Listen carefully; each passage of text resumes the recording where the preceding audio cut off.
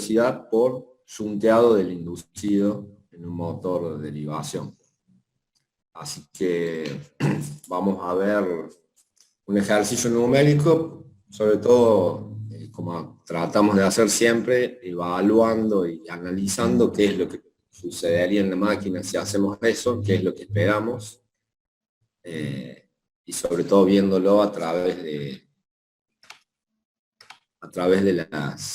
las curvas características para entender qué es lo que realmente pasa en la máquina y para qué sirve ese tipo de frenado, de regulación, en este caso de velocidad.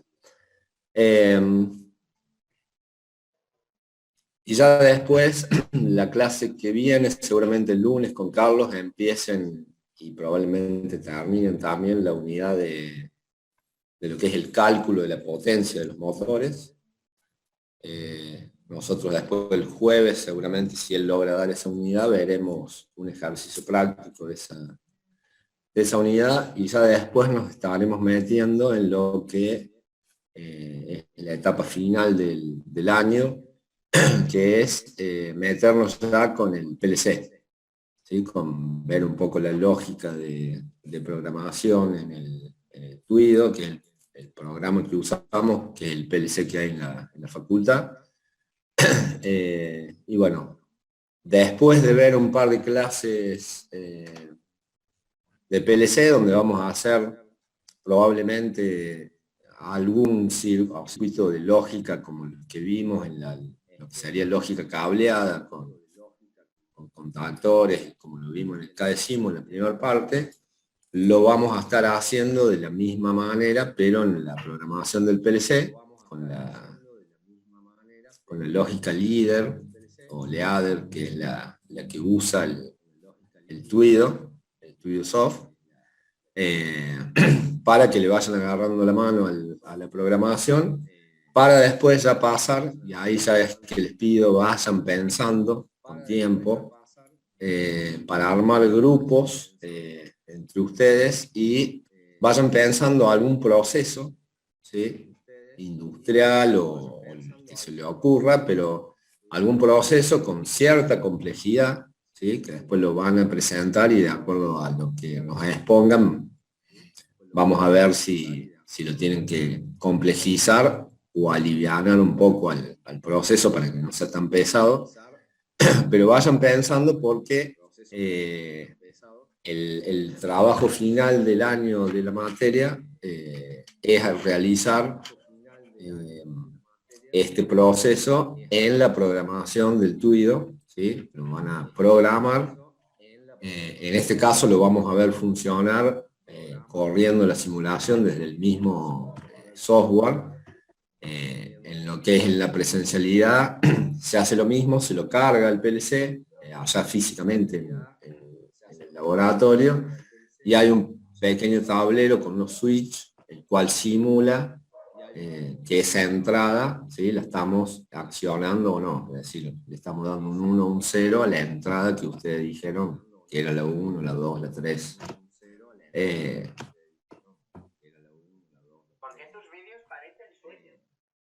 Hay alguien con el micrófono abierto.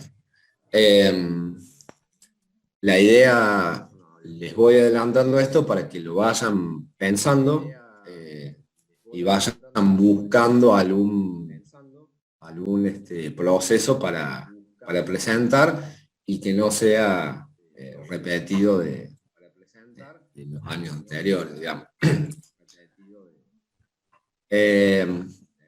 Pero bueno, ya vamos, seguramente el lunes, Carlos, o el jueves que viene, vamos a ver de acuerdo a la cantidad que sean, cuántos grupos van a ser, porque como les decía, son 2 presentaciones por grupo.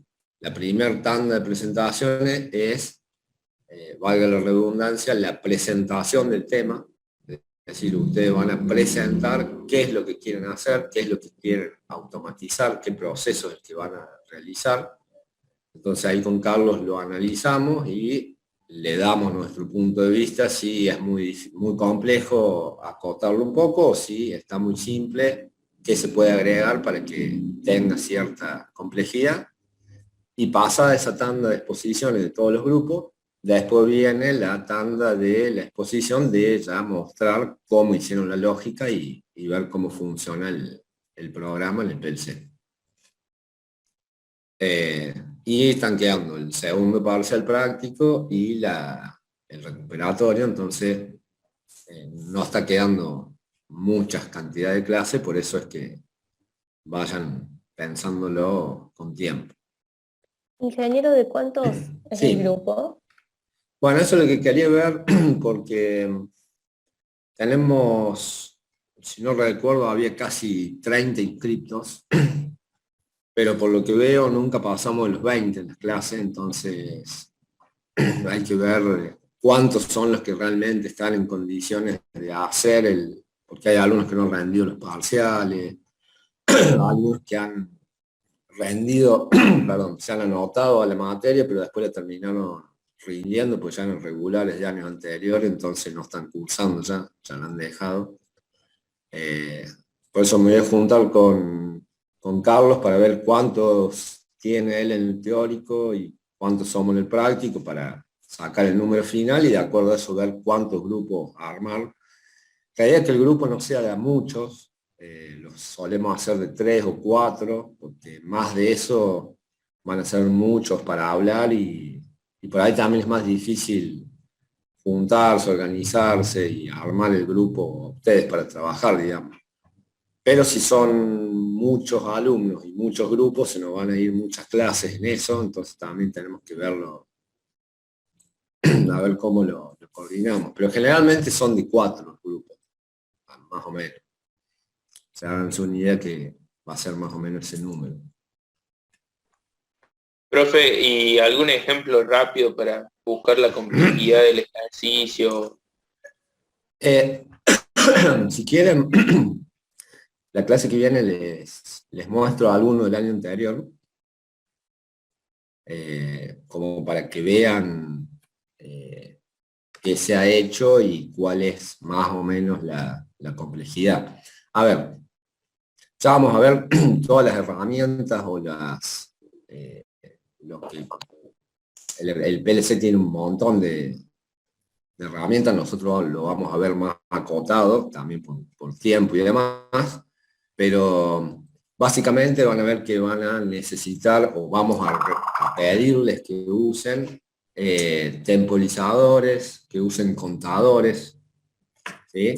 Entonces van a tener que buscar algún proceso el cual les permita temporizar, contar alguna secuencia, y que tenga cierta cantidad de líneas, digamos, en la programación del PLC.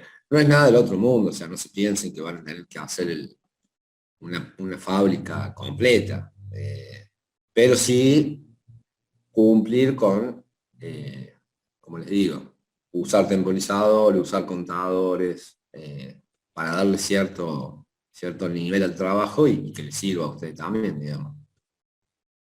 Pero básicamente, por ejemplo, recuerdo ahora del año pasado, hicieron, por ejemplo, la automatización de un estacionamiento de autos en un edificio, el cual, bueno, manejaba la barrera de entrada y salida, te imprimía el ticket del ingreso, contaba la cantidad de vehículos y de acuerdo a eso te iba indicando, se iban encendiendo luces en el pasillo que el auto debía ubicarse para darle cierto orden a la cochera de llenado, digamos.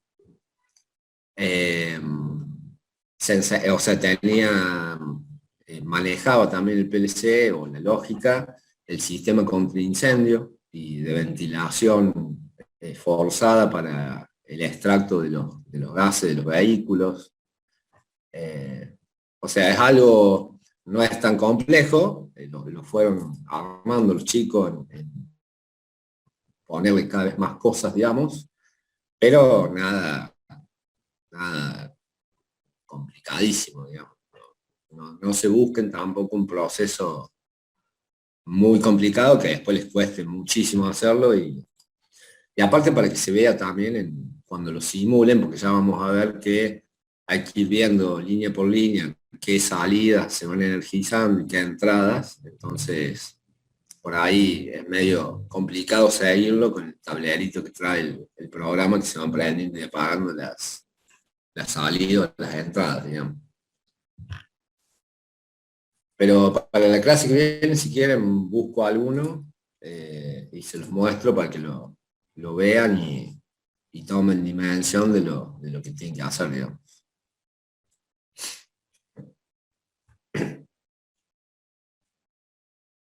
Bueno, pasemos a ver lo que he tenido para hoy. Vamos a hacer un pequeño repaso de lo que vieron en el teórico con Carlos. Como les decía, hoy vamos a ver regulación de velocidad por el puenteado o el shunteado del inducido en una máquina de libación, ¿sí? o shunt. Tenemos ahí, como ven, el esquema de conexión, ¿sí? En la cual tenemos una máquina de libación, la cual tenemos una resistencia adicional en la rama del inducido, que es variable, ¿sí? Y agregamos, para este caso de regulación de velocidad, una resistencia también variable en paralelo al inducido de la máquina. ¿Sí? Si se acuerdan, este tipo de regulación se empleaba mucho en instalaciones de poca potencia, para hacer regulación de velocidad, como decimos, o en instalaciones donde el motor es de potencia importante, ¿sí? de una potencia grande, la cual este tipo de regulación nos permite hacer un paso previo para parar la máquina. Es decir, tenemos un motor que está moviendo una carga importante, entonces está desarrollando un par importante en el eje. Entonces lo que hacemos es, a través de esta resistencia, o a través de este método, por el puenteo del inducido a través de una resistencia, lo que hacemos es disminuir la velocidad como paso previo a poder detener la máquina. Entonces aseguramos una parada menos forzada y más precisa de esa máquina, ¿sí? Entonces esa es la utilidad que tenía este tipo de regulación de velocidad. Bueno, habían visto con Carlos el formulario de este motor, en la cual teníamos la ecuación de equilibrio, ¿sí? Era tensión a bornes igual a la fuerza contra electromotriz más la caída de tensión en toda la rama del inducido, que era, acá ahora teníamos dos corrientes, ¿sí? Una corriente de inducido, ¿sí? Y después una corriente que le llama acá el ejercicio IAD, que es la corriente total, digamos, de la rama del inducido, ¿sí? Es decir, la que pasa por la resistencia en derivación más la corriente que pasa por la rama o por el inducido propio. La suma de esas dos corrientes nos da esta IAD, ¿sí? Y también esa tensión a bornes podemos decir que era igual a la corriente que se deriva por la rama de shunteo, ¿sí? O de la resistencia de shunteo, más la IAD por la resistencia adicional de la rama del inducido. Bueno, después... me fui lejos.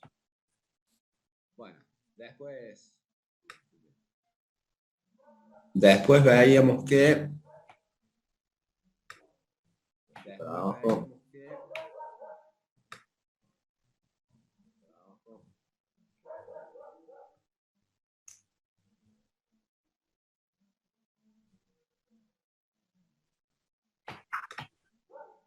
Se me fue lejos.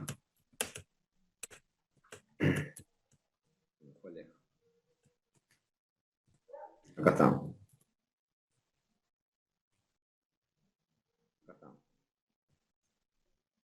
Bueno, de las dos ecuaciones de equilibrio, lo voy a dejar un poco así no se me va tanto. De las dos ecuaciones de equilibrio que vimos recién, después podíamos despejar la corriente de yunteo, ¿sí? La ISH, y la reemplazamos en la ecuación de la corriente, donde IAD era la del inducido más la de yunteo, ¿sí? Que es este paso de acá. Y bueno, de ahí lo trabajamos matemáticamente y llegamos a esta ecuación, o un paso previo a la tensión a Bornes, ¿sí? Pero acá lo importante era ver la relación que le llamamos A, ¿sí? Que era el producto de la resistencia de yunteo por la resistencia adicional sobre la suma de esas dos resistencias. Ese factor A, ¿sí? Que después lo podemos reemplazar acá, y si trabajáramos esta ecuación, ¿sí? Buscando ahora los valores de velocidad angular, ¿sí? Si ustedes recuerdan, la velocidad angular de la máquina, ¿a qué era igual la ecuación? Tensión a Bornes sobre K por phi, que K por phi era K mayúscula, ¿sí? Menos, ¿se acuerdan? Menos T.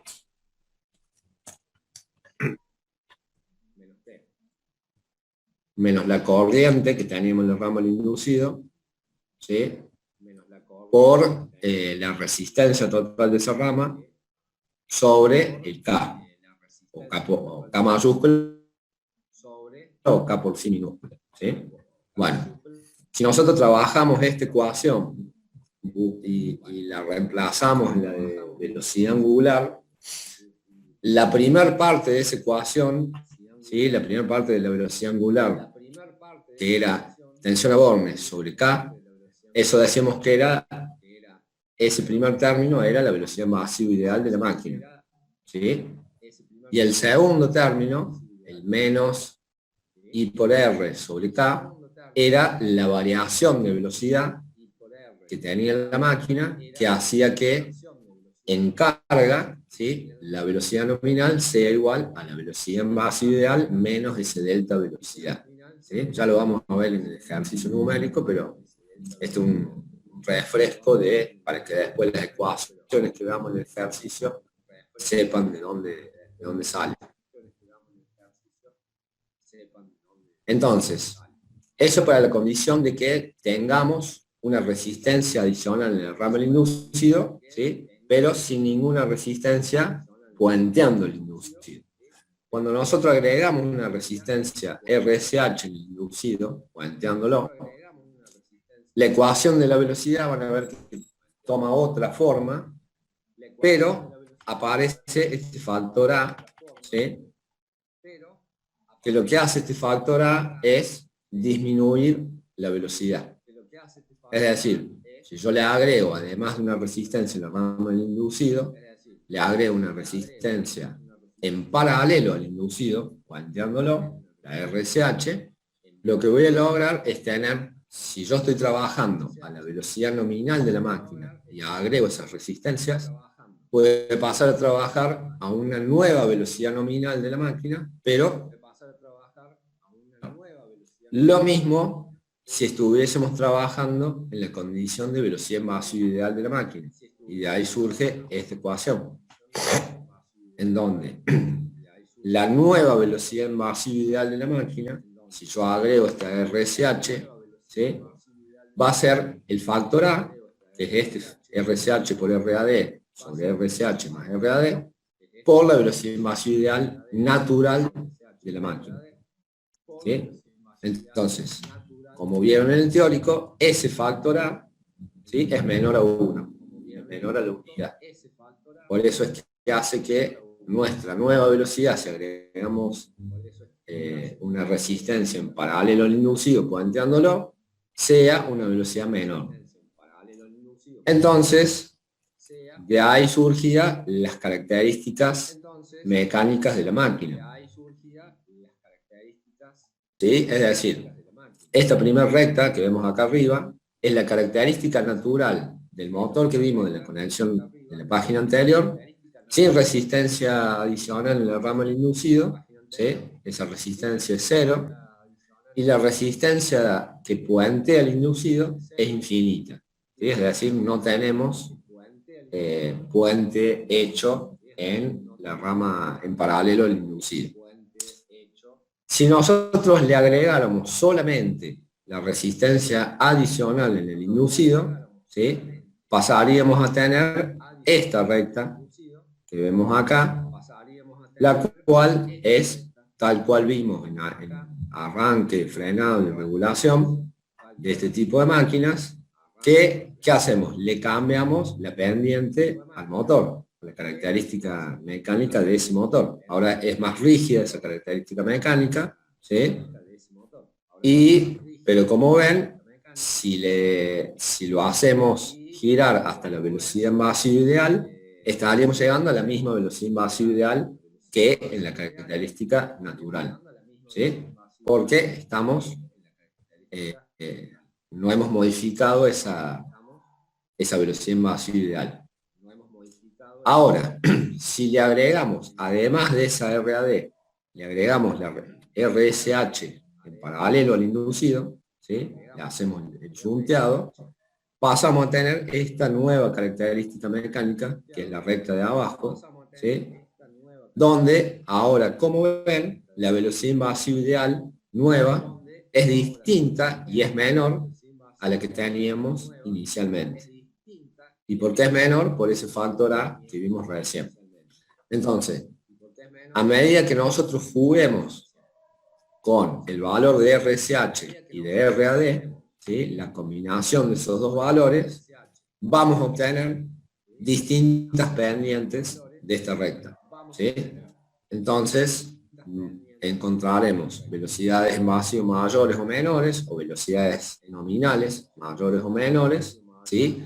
Y con mayor o menor pendiente en esa recta de la característica mecánica. ¿Se acordaron?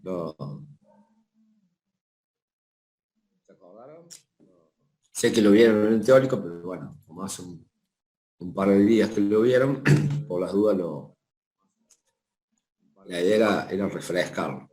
O sea, podemos modificar la velocidad en vacío sin necesidad de tocar la excitación, digamos.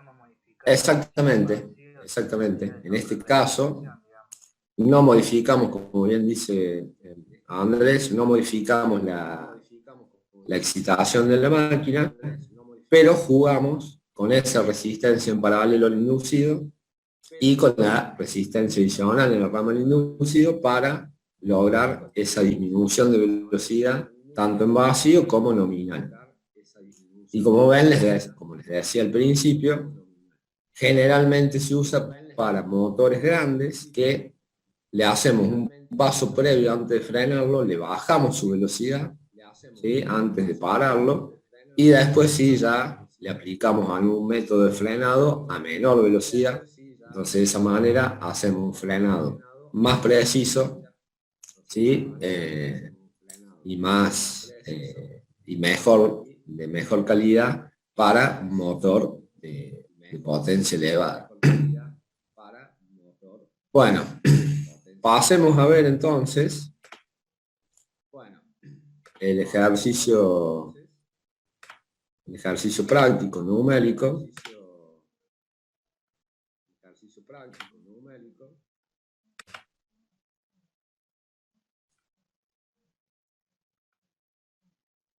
Bueno, ¿qué nos dice el ejercicio? Sea un motor de corriente continua de derivación, ¿sí? El cual tiene una potencia nominal de 11 kW, una tensión a borne de 220 volt, 60 amperes de corriente nominal y 3.000 revoluciones por minuto su velocidad nominal. Lo que me pide el ejercicio es encontrar qué resistencia RSH o de shunteado, ¿sí? Tengo que agregar y qué resistencia adicional en el ramal inducido, ¿sí? Tengo que poner para obtener características mecánicas del motor modificadas, ¿no? De la natural, que pasen por los siguientes puntos, ¿sí? Como bien sabemos, una recta la podemos definir por 2 puntos. Entonces, la primera condición es que la velocidad en vacío, ¿sí?, nueva de esa máquina, ¿sí?, en la condición 1, sea 0,5 de la velocidad en vacío ideal de la máquina en su condición natural o nominal, ¿sí?, sin resistencia en paralelo y sin resistencia adicional. ¿Bien? El otro punto de esa característica natural es la velocidad nominal de esa máquina en esa condición, que va a ser el 30% de la velocidad nominal de la máquina sin resistencias agregadas. ¿Sí? Esa es la primera característica que vamos a buscar. Y vamos a encontrar qué valor de RSH y qué valor de RAD. La segunda característica que vamos a buscar de la máquina es velocidad invasiva ideal. Ahora es el 25% de la velocidad invasiva ideal natural de la máquina. Y la velocidad nominal nueva va a ser el 15% de la velocidad nominal natural de la máquina. ¿Sí? Hasta ahí me define los 2 puntos de la recta característica nueva mecánica de la máquina con RSH1, RAD1 para esta condición y RSH2 y RA2 para la segunda condición. ¿Sí? Bien. Como primera instancia, lo que hacemos es calculamos la resistencia nominal del motor, U sub V sobre I nominal, y calculamos el rendimiento de la máquina, ¿sí? Esto lo venimos haciendo en todos los ejercicios, que es la potencia de la máquina por 1000, ¿sí?, porque es watt, sobre la tensión a bornes por la corriente nominal. Con ese rendimiento calculamos la resistencia del inducido de la máquina, ¿sí? Con la fórmula de estimación, como la hacemos siempre, nos da 0,306 ohm que va a tener nuestro inducido. Luego lo que hacemos es calcular la velocidad angular nominal de la máquina, es decir, pasamos radianes por segundo, los RPM, pi por n sobre 30 o 2 pi por n sobre 60, nos da que esta máquina a velocidad nominal gira a 314 radianes por segundo. ¿Sí? Después, lo que hallamos también es la velocidad en vacío ideal de nuestra máquina en la condición natural o nominal. ¿Sí? Entonces, si se acuerdan, la velocidad en vacío era la velocidad nominal, radianes por segundo, sobre U sub V menos la caída de tensión en el inducido, ¿sí?, por la tensión a bornes. Eso nos da aproximadamente 343 radianes por segundo. Hasta ahí no hay nada nuevo, es todo lo que venimos haciendo en frenado, regulación de velocidad y arranque. Bien, como les decía cuando estábamos repasando el teórico, la ecuación de la velocidad nominal de la máquina a la cual está girando para una determinada carga, ¿sí?, en la condición natural, es decir, sin ninguna resistencia agregada en la rama inducido, dijimos que era la tensión a bornes sobre el K por phi, donde este K por phi lo podemos reemplazar por K mayúscula, ¿sí?, en la cual es una constante, como habíamos dicho, porque el K es constructivo del motor y el phi, mientras, como dijo Andrés hace un rato, si no variamos la excitación de la máquina, el flujo sigue siendo el mismo, por lo tanto, para esta condición no lo tocamos, entonces tenemos una constante.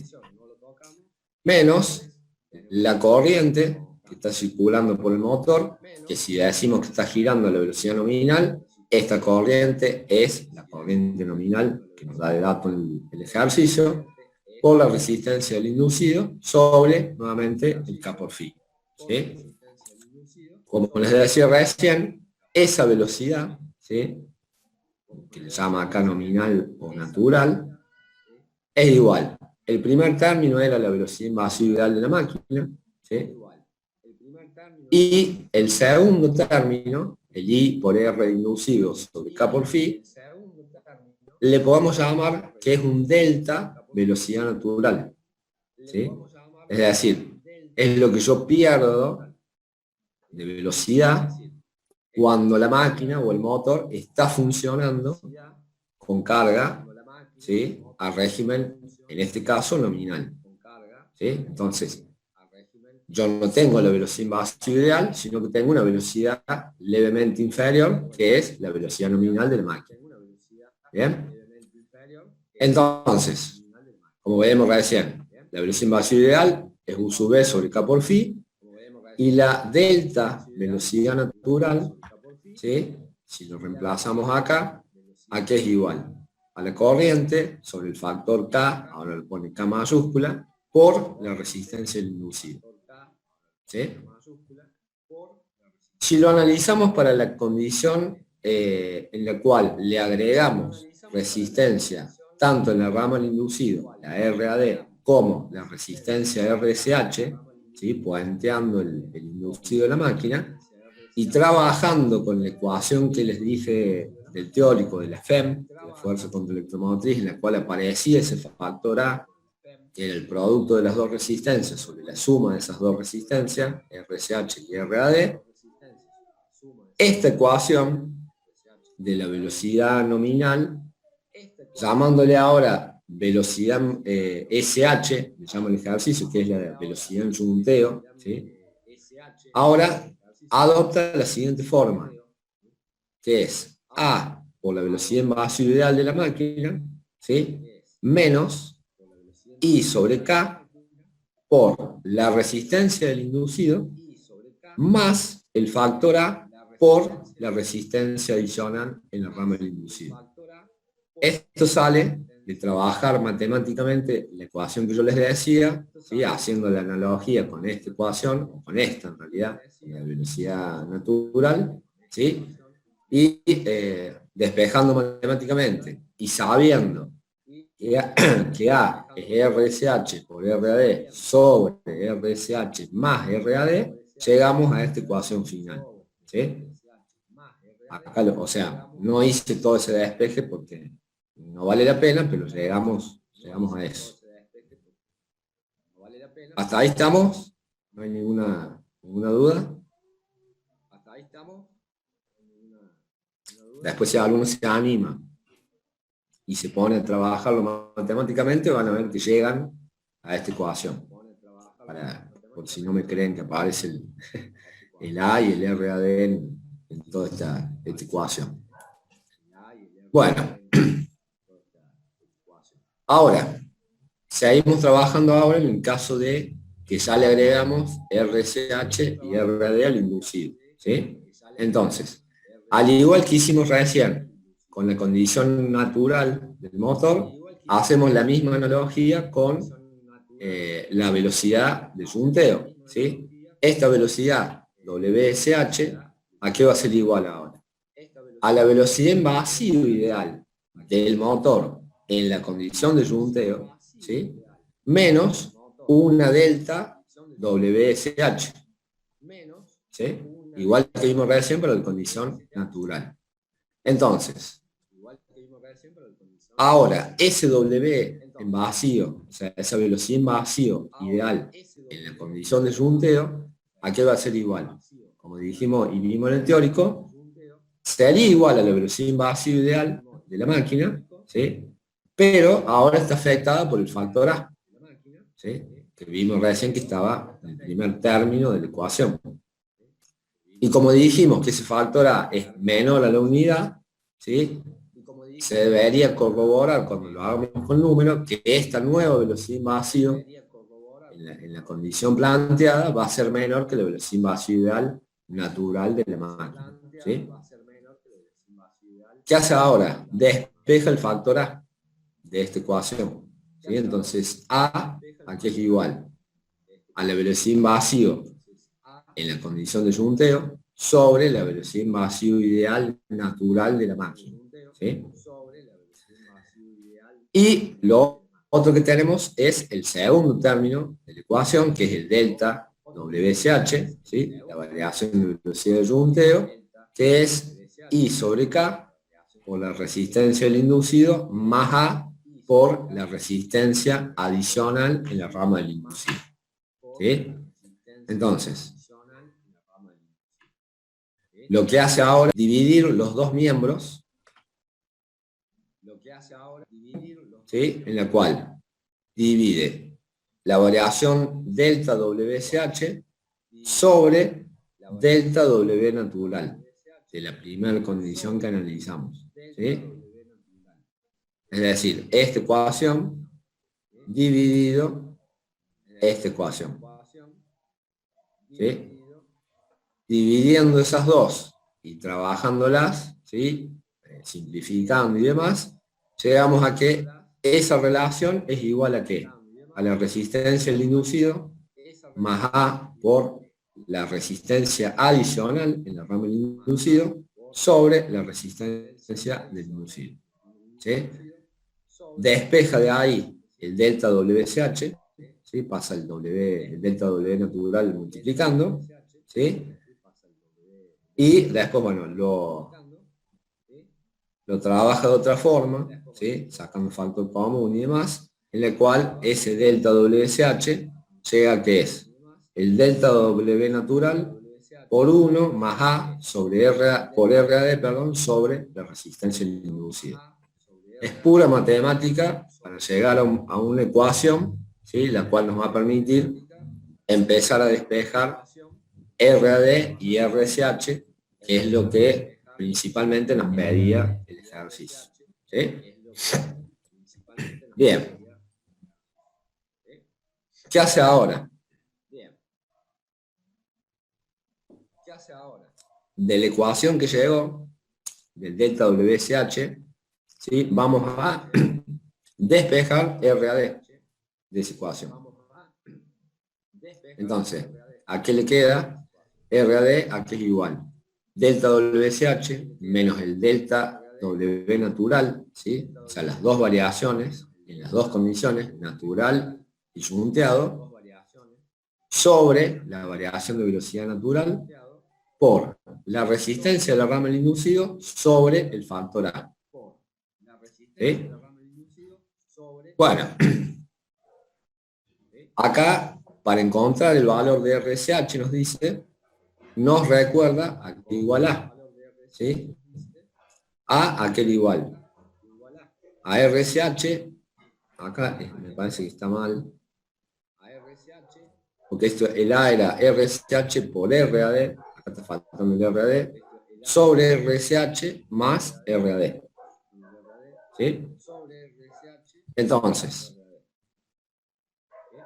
RSH, despeja de ahí, es A por RSH más RAD, vuelve a despejar, ¿sí? ¿Para llegar a qué? A despejar RSH, de todo esto, sacó factor común A, y llega a que RSH es A sobre 1 menos A por RAD.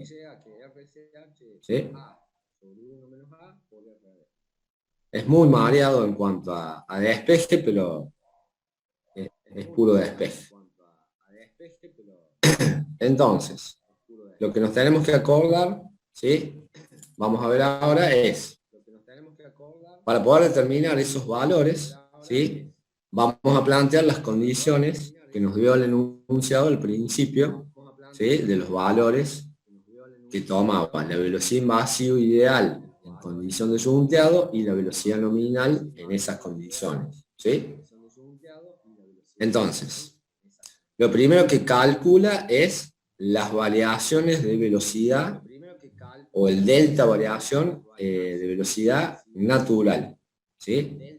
En ese caso, en la condición natural, es decir, sin resistencia adicional y sin resistencia de junteado, este delta, ¿a qué es igual? A la velocidad en vacío ideal de la máquina, menos la velocidad nominal del motor en la condición natural, sin resistencia. ¿Sí? Entonces, estos dos valores los habíamos encontrado al principio, que era la velocidad en vacío ideal de la máquina, en radianes por segundo, menos la velocidad nominal, o sea, las 3.000 revoluciones por minuto, pero en radianes por segundo. Nos da que esa variación de velocidad es de 29 radianes por segundo. ¿Sí? Vamos a analizar el primer caso. El primer caso, ¿qué nos decía?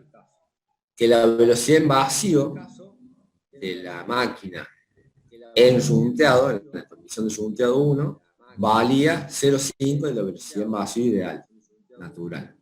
Y la velocidad nominal, número 1, era el 30%. ¿Sí? Entonces, como ven, si nosotros despejamos el W01 sobre la velocidad en vacío ideal, nos da el factor A. ¿Sí? O lo que es lo mismo, la nueva velocidad en vacío del motor es A por la velocidad en vacío natural de la máquina. ¿Sí? Entonces, el A1 para la condición 1 vale 0,5. ¿Sí? Ahí ya tenemos el primer dato que necesitamos de las ecuaciones para encontrar RSH y RAD. Lo segundo, calculamos la nueva velocidad nominal de la máquina, que nos decía que era 0,3 por la velocidad nominal natural, es decir, 0,3 por los 314. La nueva velocidad natural vale 94,2 radianes por segundo. ¿Sí? Y la velocidad en vacío ideal, ¿sí? Nueva o 1, vale 343 por 0,5, es decir, la mitad, 171,5.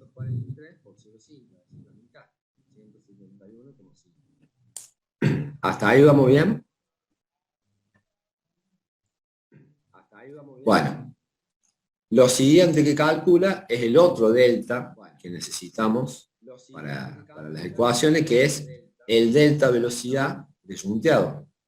¿Sí? Te dijimos que era igual a ¿qué? A la velocidad en vacío ideal en esta condición de yunteado, menos la velocidad nominal en la condición de yunteado, es decir, los dos valores en radianes por segundo que obtuvimos recién. 171,5 menos 94,2 nos da 77,3 radianes por segundo, el delta W. ¿Sí? Entonces, las ecuaciones que encontramos anteriormente, ¿sí? Le ponemos valores ahora. RAD, la 1, estamos en la condición 1, aquel igual. Lo encontramos en esta ecuación. ¿Sí? Aquel igual al delta W en la condición de yunteado, menos el delta W en la condición natural de la máquina, sobre el delta W natural, por la resistencia del inducido sobre A1. ¿Sí? Entonces, introduciendo los valores que encontramos, 77,3 menos 29, son los dos delta, sobre 29 por 0,306, que era la resistencia que calculamos el inducido, sobre 0,5, que es el valor de A1, nos da que la resistencia adicional para la condición 1 del ejercicio, ¿sí? Que era esta condición, velocidad en vacío, la mitad de la nominal, y velocidad nominal, el 30% de la velocidad nominal de la máquina, es de 1,02 ohm, que tenemos que agregar en la rama del inducido. ¿Sí? Ahora vamos a calcular la RSH1, la resistencia en paralelo al inducido, que fue la ecuación final que agarramos acá. ¿Sí? Esa RSH1 aquí es igual al factor A1, ¿sí? Sobre 1 menos A1, por la resistencia adicional en la rama del inducido 1, que le acabamos de encontrar. Si ponemos los valores, 0,5, 1 menos 0,5 por 1,02, nos da que, justo en este caso, RSH1, ¿sí? La resistencia del yunteado del inducido, también vale, o también tiene que valer 1,02 ohm para lograr esta condición o característica natural, característica mecánica del motor. ¿Sí? ¿Se entendió? Es bastante matemático, pero... Una consulta, ingeniero. Sí. O sea, en un ejercicio estándar, usted nos daría la ecuación esta RAD, tendríamos que nomás calcular los delta de Junte y los delta naturales y aplicar la ecuación. Claro, en este caso, sí, si tocara algún ejercicio de esto, podría haber alguna variante. A lo mejor le puedo dar yo alguna de las resistencias y usted tiene que encontrar la otra y el factor A, por ejemplo, o alguna variante, pero sí, si fuera similar a este ejercicio, ustedes con esta ecuación, la de RAD, la de RSH, ¿sí? Y sabiendo el factor A, ustedes pueden encontrar, hallando ustedes las variaciones de velocidad, delta, pueden hallar los valores de la resistencia. ¿Sí? Gracias. Bien. De la misma manera, ¿sí? Hacemos para la condición 2, con el punto 2, que era la velocidad en vacío 2, o en la condición de junteado 2, era 0,25 de la velocidad en vacío ideal de la máquina, natural, por lo tanto el A2 ahora vale 0,25, ¿sí? Y la velocidad nominal nueva, habíamos dicho que era el 15% de la nominal natural. ¿Sí? Entonces, de la misma forma, hallábamos la nueva velocidad nominal, 47,1 radianes por segundo, la nueva velocidad en vacío, 85,75, hallamos el nuevo delta en la condición de junteado, que era la W en vacío de junteado menos la velocidad natural nueva, ¿sí? En este caso da 38, y con esos valores encontramos la resistencia adicional de ramal inducido 2, que en este caso vale 0,41 ohm, y la resistencia de junteado 2, que en este caso vale 0,137 ohm. ¿Sí? Bien. ¿Qué hacemos ahora? Lo último que nos pide el ejercicio, y para que se vea todo esto que hemos hecho en números, vamos a graficar las características mecánicas, tanto natural como la nueva. ¿Sí? Entonces, en la condición natural de la máquina, tenemos que la velocidad en vacío ideal de la máquina, ¿sí? Aquí es igual en revoluciones por minuto. 30 por la velocidad en radianes por segundo sobre pi. Es decir, la velocidad en vacío ideal de la máquina en revoluciones por minuto es de 3.275, casi 76 revoluciones. Sabemos del dato del problema que la velocidad nominal en revoluciones por minuto es 3.000, ¿sí? Entonces tenemos los dos puntos, ¿sí? Para poder graficar la característica mecánica natural de la máquina. Lo que hacemos ahora es exactamente lo mismo, pero para las dos características rheostáticas que encontramos. Calculamos velocidad vacío ideal en la condición 1 en revoluciones por minuto, ¿sí?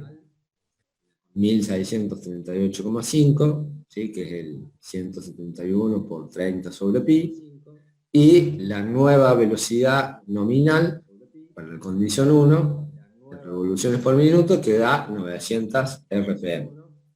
Y para la condición 2, con estos valores de resistencia que lo obtuvimos recién, ¿sí? Nos da velocidad en vacío 819 y velocidad nominal 450 revoluciones por minuto.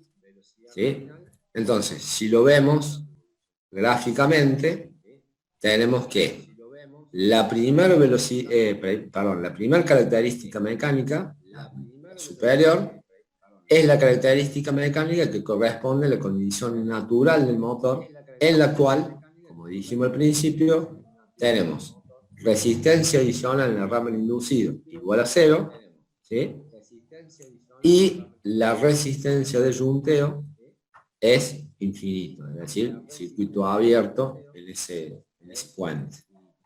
Entonces vemos que la velocidad en vacío ideal es esa que encontramos, 3200 y pico, perdón, 3000, sí, 275, y la velocidad nominal son los 3000 revoluciones por minuto del dato del motor. Bien.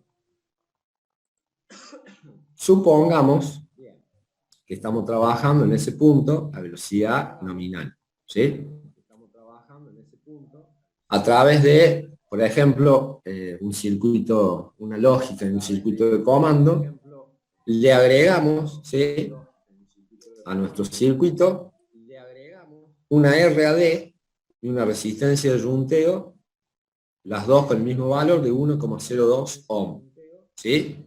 En ese momento, ¿qué es lo que va a pasar en la máquina? La carga sigue siendo la misma, ¿sí? Entonces, perdón. La carga sigue siendo la misma, seguimos teniendo por la corriente nominal del motor, siguen siendo los 60 amperes, ¿sí? Pero el motor empieza a disminuir su velocidad. ¿Hasta dónde? Hasta encontrar el equilibrio, el nuevo punto, que es W1. Y ese punto, ¿sí?, corresponde, se ubica en la nueva característica mecánica, ahora llamada reostática 1, ¿sí?, en la cual tenemos agregada esta RAD en el ramal inducido y una resistencia de yunteo en paralelo al inducido del motor, ¿sí?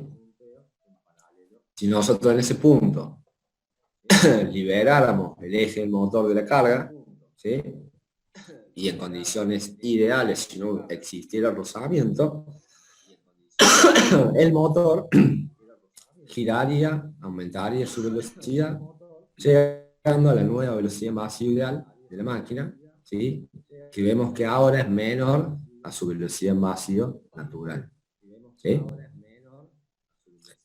Y lo mismo pasaría si desde cualquiera de los dos puntos, ¿sí?, de la velocidad en vacío ideal o de la natural, seguimos con la carga acoplada al eje, cambiáramos esos valores de resistencia, haciendo que RSH valga ahora 0,137, como encontramos recién, y RAD valga 0,4.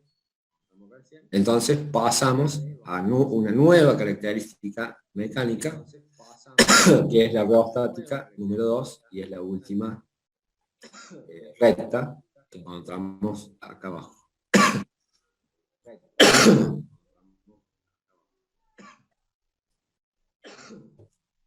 ¿Se entendió?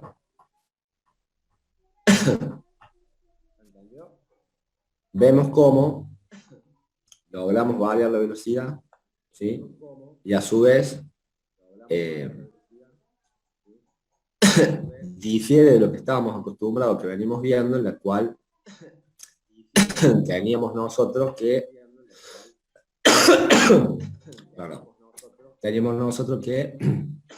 la velocidad, ¿sí?, con una RAD en la ramal inducido, podíamos modificarlo, variaba la pendiente, pero siempre, siempre pivoteaba en la velocidad en vacío ideal del máquina. En este caso, la velocidad en vacío ideal ahora cambia, ¿sí?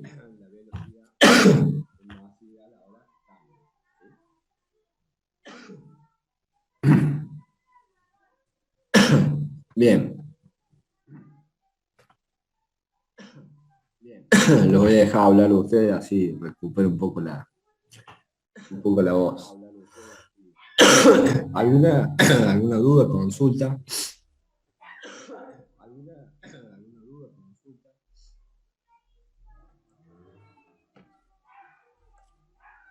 No, por mi parte, muy matemático, digamos. Yo por mi parte lo voy a repasar un par de veces, pero el funcionamiento se Exacto, entiende. o sea, la idea era mostrarles de dónde vienen las fórmulas y cómo lo calculamos, cómo se llegan a los valores, pero tal cual como dicen, o sea, es muy matemático, o sea, es básicamente acordarse un par de fórmulas, pero sabiendo de dónde viene, digamos, y la idea es conocer o entender qué es lo que está pasando en la máquina. O sea, por qué tenemos valores menores a los nominales o así ideal, digamos. Esa es la idea.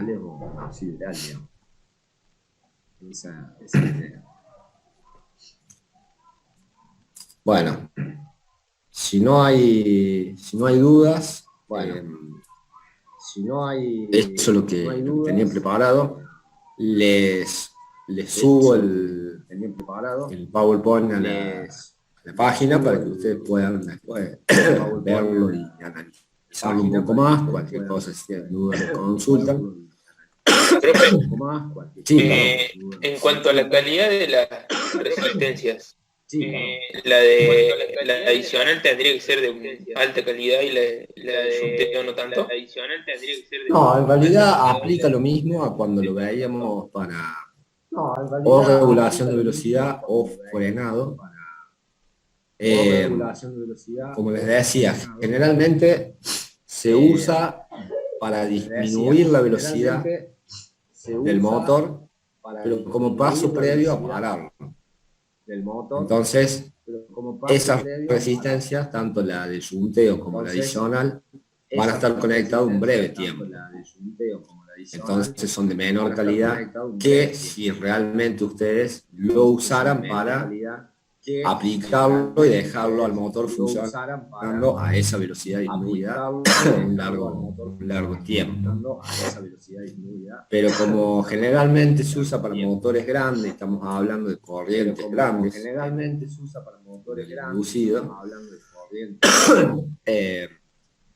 reducido, generalmente se conecta en un breve tiempo y el uso es ese, o sea, lo conectamos para disminuirle la velocidad y automáticamente llegó a esa nueva velocidad menor y lo paramos.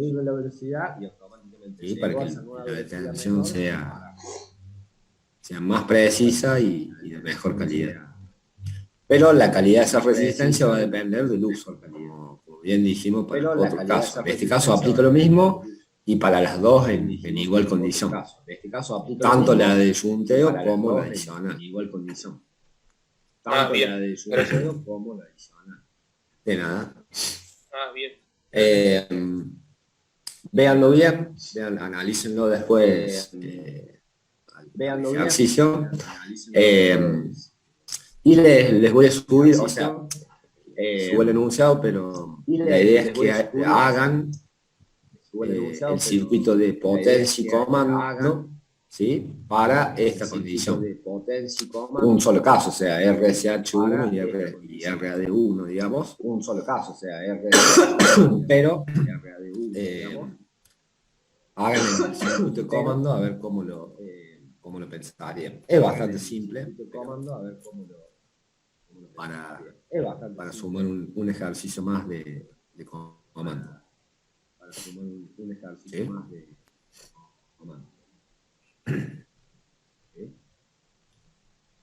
Bueno, no sé si tienen alguna otra duda o consulta, si no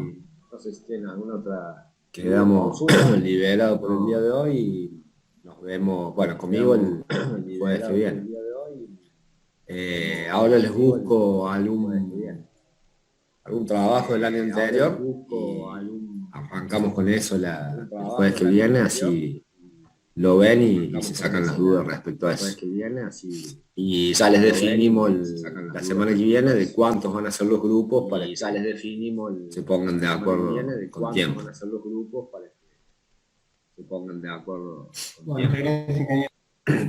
Perfecto. Bueno, gente, que anden bien, nos vemos. Bueno, Hasta luego. Que anden bien. Bueno, Nos profe, vemos. hasta luego. Bueno.